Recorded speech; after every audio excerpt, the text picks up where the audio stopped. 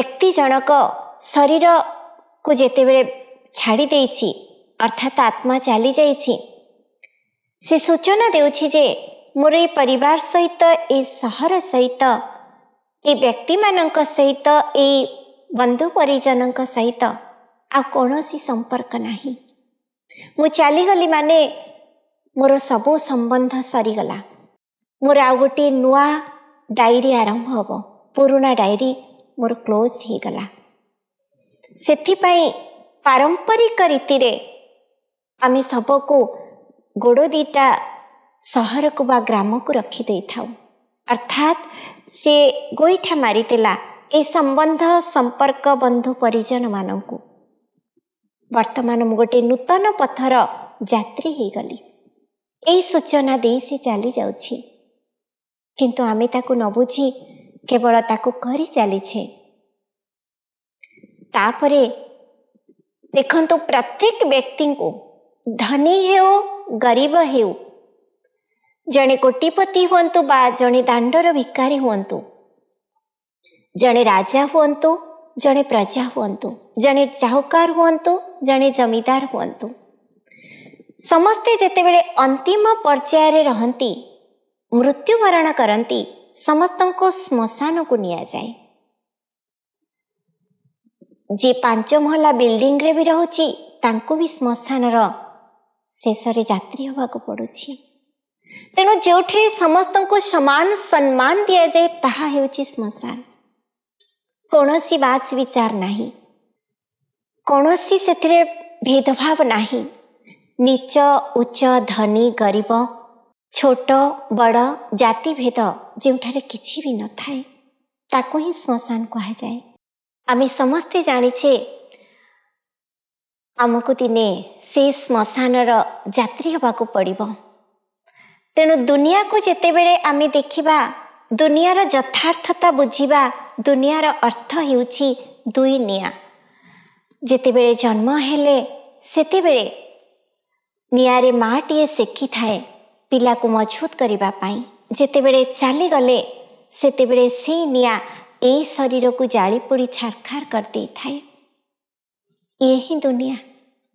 ଏହି ଦୁନିଆ ଭିତରେ ମଣିଷ ଜଳୁଛି ଆଜି କ୍ରୋଧ, ଈର୍ଷା, ହିଂସା ଓ ଅଗ୍ନିର ନିଆଁରେ।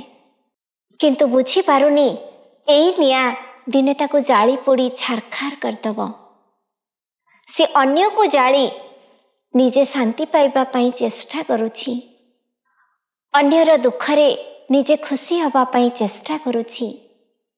କିନ୍ତୁ ବୁଝିପାରୁନି ସେଇ ଦୁଃଖ ଆଉ ସେଇ ଅଗ୍ନି ତା ନିଜକୁ ଦିନେ ନଷ୍ଟ କରିଦେବ। ଅନ୍ତିମ ପର୍ଯ୍ୟାୟରେ ଯେତେବେଳେ ଗୋଟିଏ ଶବକୁ ଜାଳି ଦିଆଯାଏ, ବନ୍ଧୁବାନ୍ଧବ, ଆତ୍ମୀୟ ପରିଜନ ସମସ୍ତେ ସଂସ୍କାର କରି ଆସି ସ୍ନାନ କରନ୍ତି। ଅର୍ଥାତ୍ ଗୋଟିଏ ଆତ୍ମା ଶରୀର ଛାଡ଼ିଗଲା ପରେ ତାକୁ ଶୁଦ୍ଧି ହୁଅନ୍ତି। ବିଜ୍ଞାନ ପ୍ରମାଣ କରୁଛି ଯେ ଶବକୁ ଛୁଇଁଲେ ଏଇଥିପାଇଁ ଜଣେ ଅଶୁଦ୍ଧ ହୁଏ ଯେ ପ୍ରତ୍ୟେକ ମଣିଷର ଶରୀରରେ କିଛି ନା କିଛି ରୋଗ ବ୍ୟାଧି ରହିଛି। ଯେତେବେଳେ ଆତ୍ମା ଚାଲିଯାଏ, ସେ ରୋଗ ଜୀବାଣୁ ଗୁଡ଼ିକ ବାହାରକୁ ଚାଲି ଆସନ୍ତି ଆଉ ଚାରିଆଡ଼େ ବିଚ୍ଛୁରିତ ହେଇଯାଆନ୍ତି। ତେଣୁ ସେ ପାଖାପାଖି ରହିଲେ ମଧ୍ୟ ସେ ରୋଗ ଜୀବାଣୁ ଅନ୍ୟ ବ୍ୟକ୍ତିଙ୍କୁ ଆଟାକ୍ କରିପାରେ। ଏଥିପାଇଁ ସ୍ନାନ କରିବା ଉଚିତ। କିନ୍ତୁ ଶାସ୍ତ୍ର କହୁଛି ଶୁଦ୍ଧ ହେବା ପାଇଁ ସ୍ନାନ କରିବା ଦରକାର।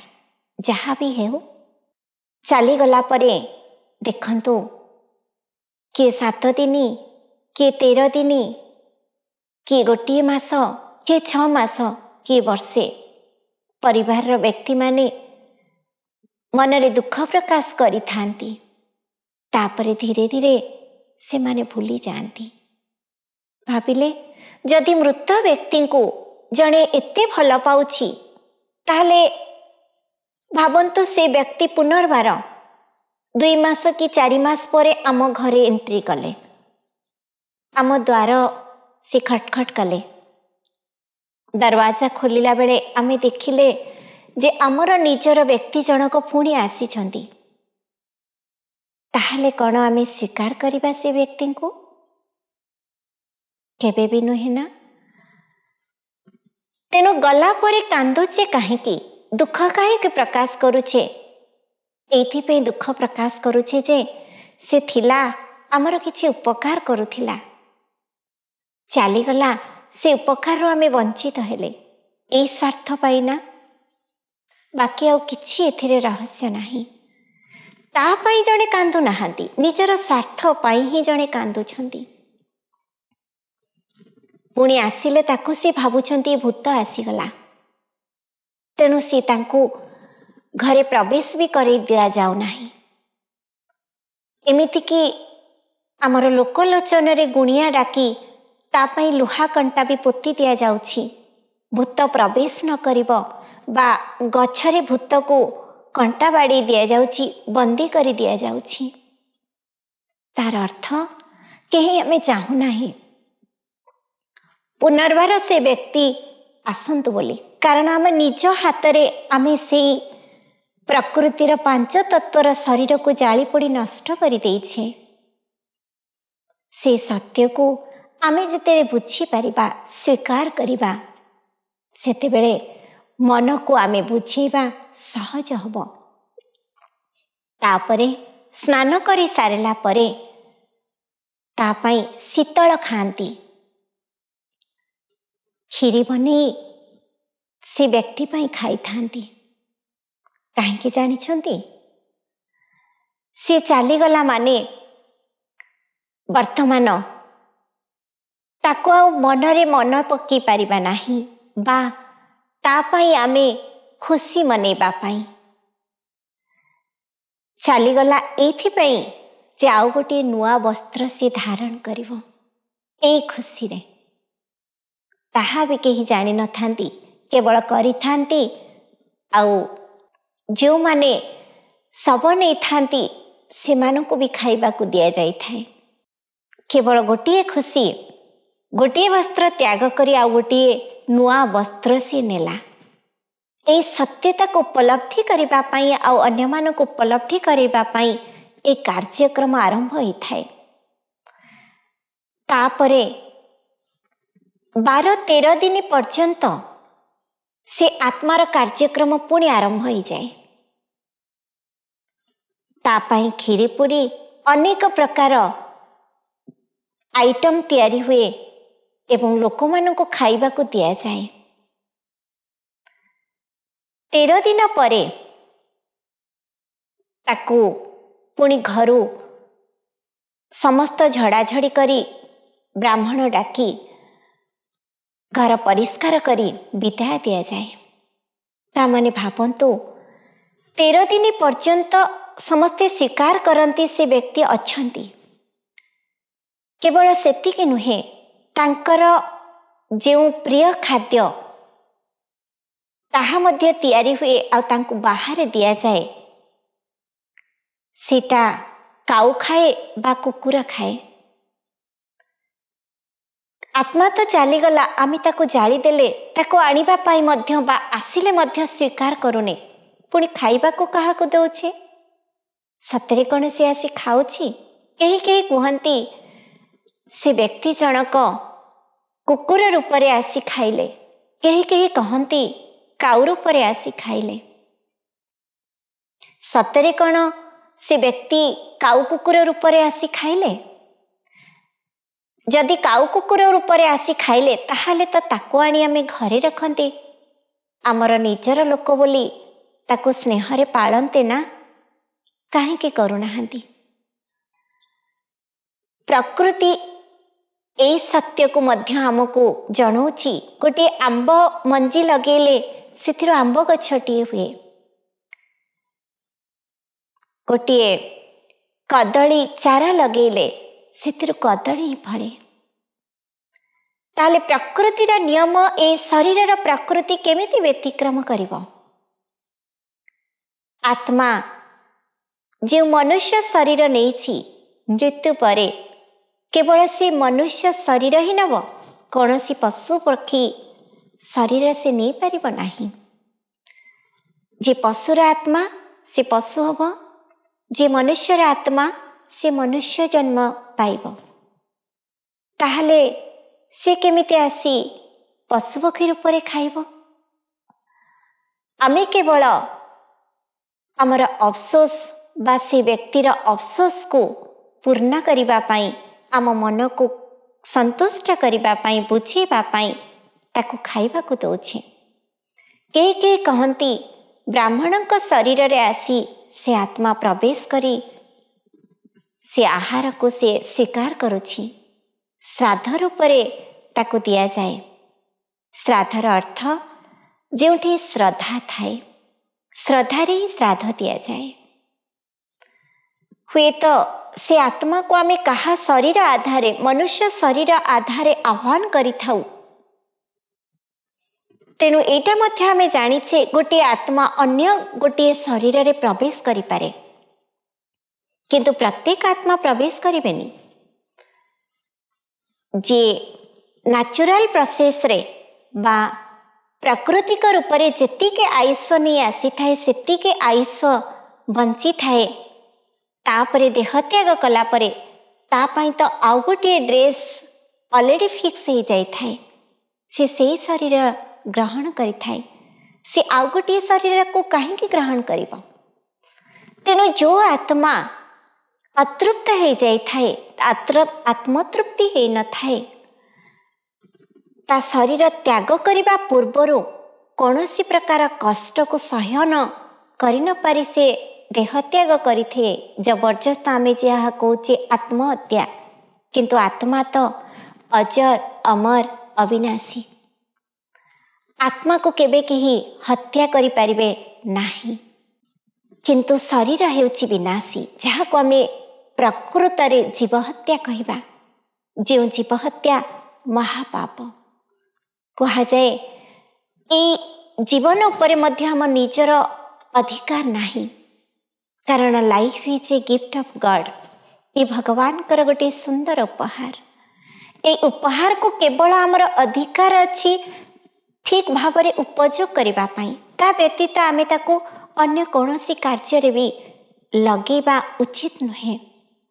तेणु शरीर त्याग करि सारला परे आउ गोटे शरीर से निये, किंतु आमे ताको जबरदस्त जदि नष्ट करिदबा ताहले ता पाई मध्य आउ गोटे ड्रेस तैयारी ही न थाए, किंतु से आत्मार अफसोस थाए मते पुणी जीवन आ जीविका नबाकू पड़िबो। तेणु से आउ गोटे शरीर रे प्रवेश करिबा पाई चेष्टा करे, जहाको आमे कहूचे जे भूत प्रवेश करिछि बा अतृप्त आत्मा आसीछि, ताको छड़ेबा पाई किए लंका धूप दिए, किए गुणिया डाकी आउ कौन कौन ताको कष्ट दिए। भाविले देखी देह त्याग कला परे भी आत्मा तार कर्मर सजा भोग करि थाए। भले से अन्य शरीर रे आसे, किंतु जो आत्मा प्रवेश करे से आत्मा को तो कष्ट हो ना। कौन सी जगार कहा जाए अतृप्त आत्मा को स्थान मिल न थाए। एमिति लोकलोचन रे कहती जो डाल रे बसी बसी डाल भी भांगी जाए, जो घरे प्रवेश करिबो से घर भी निया लगी जाए, तामाने ताको कौन सी जगार स्थान मिल न थाए। तेणु यह सिद्धांत रे आमे उपस्थित हेले जे गोटे आत्मा देह त्याग कला परे कौन सी पशु पक्षी जोनि रे आसे नहीं। मनीष अर्थ मनीष ही है कि जन्म हुए। आउ गोटे परंपरा व्यक्ति शरीर छाड़िला परे लोक माने करि थांती, जेतेबेले 10 क्रियाकर्म सरी थाए, तांकर जे बड़ पुआ थाए सी तांकर क्रिया धरी थांती, लंडा होई थांती, गोटे वक्त खाई थांती, प्रत्येक दिन 7 थर स्नान करि थांती। अर्थ आत्मा जो शरीर छाड़ी चली गला, पुअटी ता पाई किछि तो करिबो ना, किंतु सी जीवित थिबा अवस्थारे तार सेवा करिबा जत्न करिबा ताकू 7 भूरी भोजन दबा आकु न करी चलीगला परे अनेक प्रकार भोजन दे तापाई ए कष्ट करिके लाभवा कौन ना से आत्मा आउ से खुशी नब ना ताकू किछि सहयोग मिलिब। तेणु बंची थाउ थाउ सेवा न करी मरीगला परे तापाई लंडा हेई पुअटी मध्य ए सूचना देउछि जे बापा चलीगले माने मोर तांको सहित किछि संपर्क नाही। एमिति आमे देखुचे जे जे भूल काम करुछि ताकू लंडा करी दिया जाउछि, ताकू पनिशमेंट दिया जाउछि। अर्थ तार समस्त चुटी काटी दिया जाई तार समस्त विकर्म को विनाश करिबा पई चेष्टा करा जाउछि।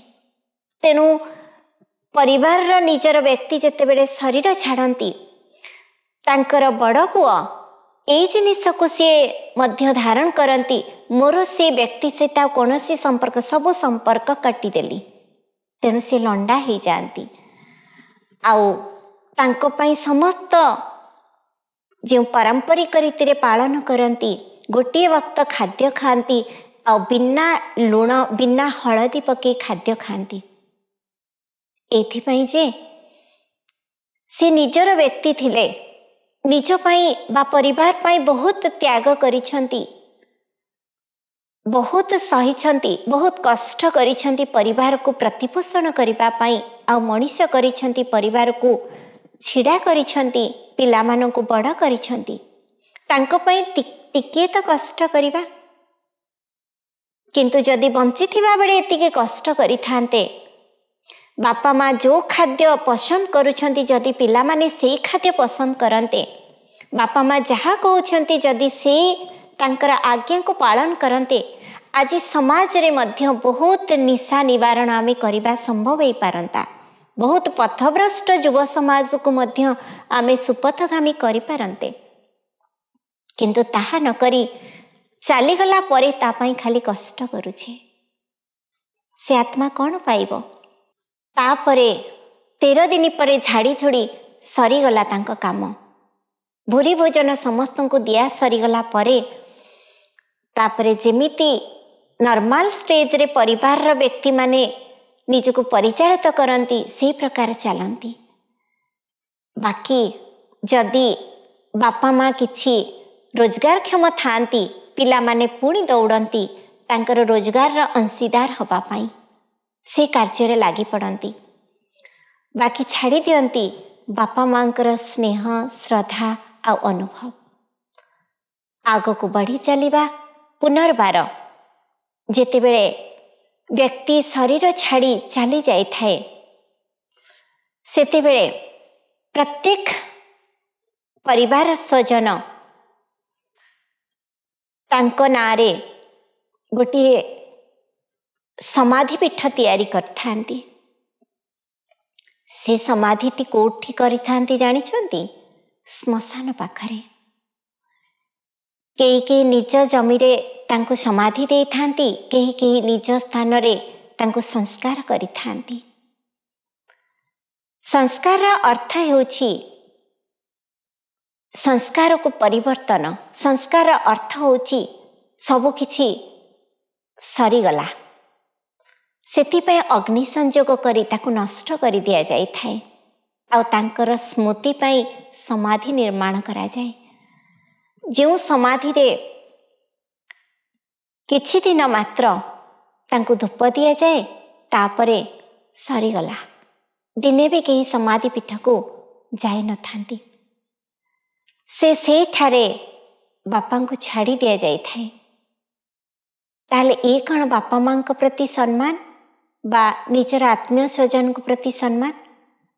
जदि सम्मान करुचे ताहले देखंतु मंदिर रे देवी देवतांकर मूर्ति स्थापन करा जाउछि प्रत्येक दिन तांको धूप दीप दिया जाउछि प्रत्येक दिन तांको भोग लगा होछि। किंतु जड़े व्यक्ति शरीर छाड़िला परे श्मशान रे समाधि दिया जाउछि कारण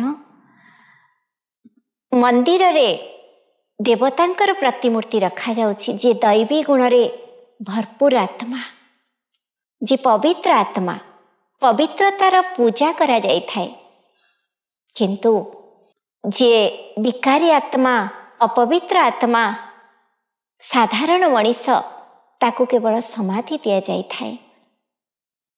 सेथिपई तांको पाखु केही जानती नाही कि तांको केही स्तुति पूजा पाठ करि न थांती। मृत ही सारला परे पुणी व्यक्ति को निर्धारण कराई जाय थाए। परिवार लोक माने केही कहंती बापा एते कार्य करिछंती, एते आम पाई भल काम करिछंती, आज चली गले। केवल से स्मृति ही जीवित करी परिवार पाई रखी थाए। बा जो पिलामानक पाई से किछि करि थांती से पिलामानक पाखरे ही केवल जीवित होई रही थांती। किंतु एही सारा संसार रे जीवित होबा एतिके आधार रे केवल लिमिट न थाए, कारण परिवार पाई जे करे परिवार ताको स्मृति को आनी थाए। गोटे ग्राम पाई जे करे ग्रामवासी ताको स्मृति के आनी थांती, आउ ग्रामर मुंडरे ता पाई गोटे समाधि तैयारी करि थांती। किंतु सारा विश्व रे सारा संसार रे समस्तक हृदय भितरे बंची रहिबा पाई केवल आमको एही सीमित सीमा भितरे रहिबा को पड़िबनी। जदि विश्व आमको सबुदिन पाई बंचाई रखिब, सेथिपई विश्व पाई मध्य आमे समस्ते किछि ना किछि कर्तव्य करिबा को पड़िब। ताहले जाई मरिगला परे भी जणे समस्तंक हृदय रे बंचिब। सी होछि विश्व गोटे परिवार। जेतेबेले आमे समस्ते बुझिबा ए विश्व आमर, आमे विश्व पाई, तेणु आमे केवल निजर कल्याण नुहे, निज परिवार नुहे, विश्व परिवार को देखिबा। जेमिति गोपबंधु निजर गोटे पुअर जीवन को बलिदान दे अनेक पुअंकर जीवन को रक्षा करिबा पाई आगे आसीथिले बोली आज समस्ते तांको मने रखिछंती। ठीक सही प्रकार भावरे जेतेबेले जड़े व्यक्ति सारा विश्व को निज परिवार आउ निजर बोली भाविब, सेतेबेले जीवा पूर्वरु सी संसार पाई विश्व पाई मध्य किछि करिकि जीव। चलीगला परे भी सी समस्तंक हृदयर समाधि ही बंची रहिब। ए आधारे आमे संसार को गोटे बेहतर भावना रे परिवर्तन करि परिबा, आ प्रत्येक व्यक्ति को मृत मुखरो एही स्मृति रे एही अनुभूति रे बंचे दी परिबा। तेणु आसंतु आमे समस्ते सेही अमर आत्मार सद्गति पाई टिकिए नीरव प्रार्थना करिबा। कारण समस्ते आमे कहूचे चलीगला परे अमर आत्मार सद्गति पाई समस्ते नीरव रे टिके प्रार्थना करंतु। तामाने आत्मा हेउछि अजर अमर अविनाशी। आमे सेतिपई गीतारे शुणिछे नैनं छिन्दन्ति शस्त्राणि नैनं दहति पावकः न चैनं क्लेवन्त्यपि न शोषयति मारुतः। तेणु चलन्तु आमे किछि समय सेही अमर आत्मा मानंकु स्मृति रे आनी तांको पाई चिरंतन शांति आ खुशी रे अनुभव करेबा। किछि समय पाई निजर मन और बुद्धि को एकदम स्थिर करी स्मृति रे आनिबा।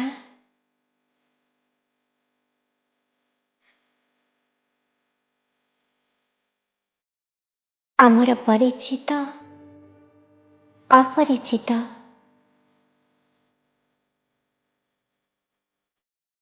एही संसार रु विदाय नहीं थिबा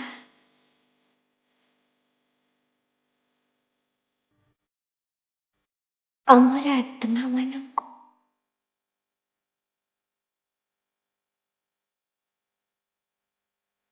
ସାମ୍ନାରେ ଆଣି ଅନୁଭବ କରିବା।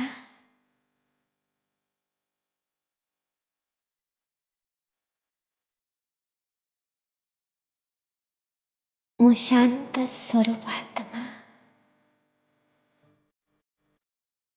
ମୁଁ ଶାନ୍ତିର ପ୍ରକମ୍ପନ। ସେହି ଅଦୃଶ୍ୟ ଆତ୍ମାମାନଙ୍କୁ ପ୍ରକମ୍ପିତ କରୁଛି।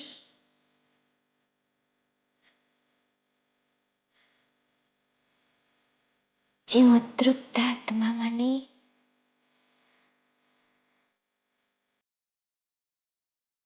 ଆଜି ଅଶାନ୍ତ ହୃଦୟରେ ଚତୁର୍ଦିଗରେ ଘୂରି ବୁଲୁଛନ୍ତି,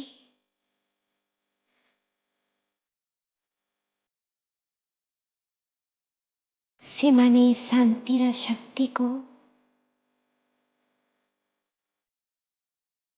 ଅନୁଭବ କରିପାରୁଛନ୍ତି।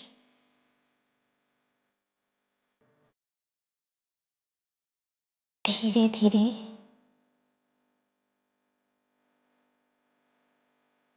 ଶାନ୍ତ ହୋଇଯାଉଛନ୍ତି।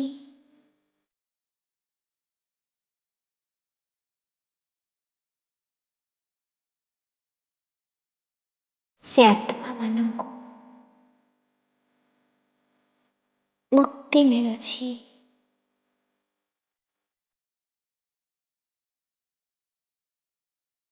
ପୁନର୍ବାର ଗୋଟିଏ ନୂତନ ଶରୀରରେ ପ୍ରବେଶ କରି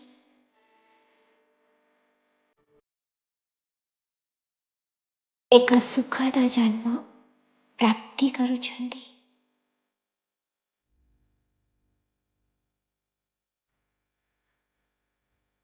ତାଙ୍କୁ ଗୋଟିଏ ସୁନ୍ଦର ଶରୀର ମିଳିଯାଉଛି।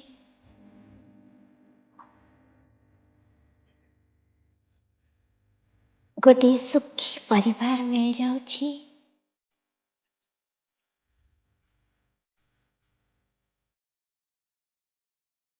ପ୍ରତ୍ୟେକ ଶାନ୍ତ ଆତ୍ମା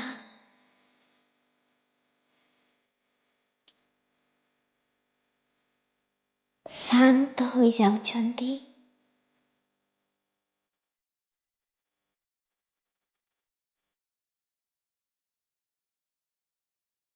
ତାଙ୍କର ପ୍ରତ୍ୟେକ କର୍ମ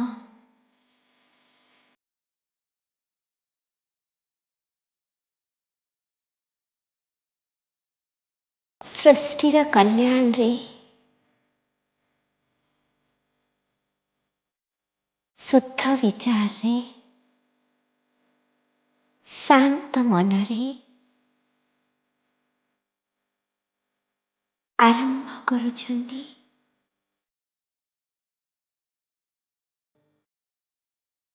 ଧୀରେ ଧୀରେ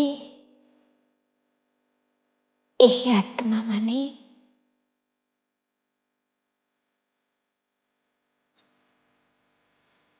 ସମାଜର କଲ୍ୟାଣ କାର୍ଯ୍ୟରେ ପ୍ରତ୍ୟେକ ଆତ୍ମାଙ୍କୁ ଖୁସି ଓ ଶାନ୍ତି ଦେବାରେ ପ୍ରୟାସ କରି ଚାଲିଛନ୍ତି।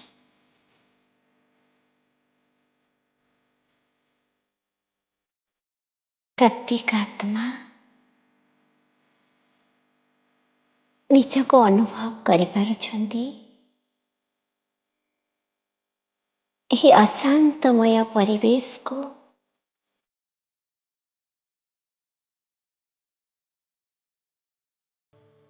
ଶାନ୍ତମୟ କରିଦେଉଛନ୍ତି। ପ୍ରତ୍ୟେକ ଅତୃପ୍ତ ଆତ୍ମା ଆତ୍ମତୃପ୍ତି ଲାଭ କରୁଛନ୍ତି। ସମସ୍ତଙ୍କ ଜୀବନରେ ସୁଖ, ଶାନ୍ତି, ଆନନ୍ଦ ପୁନର୍ବାର ଫେରି ଆସୁଛି।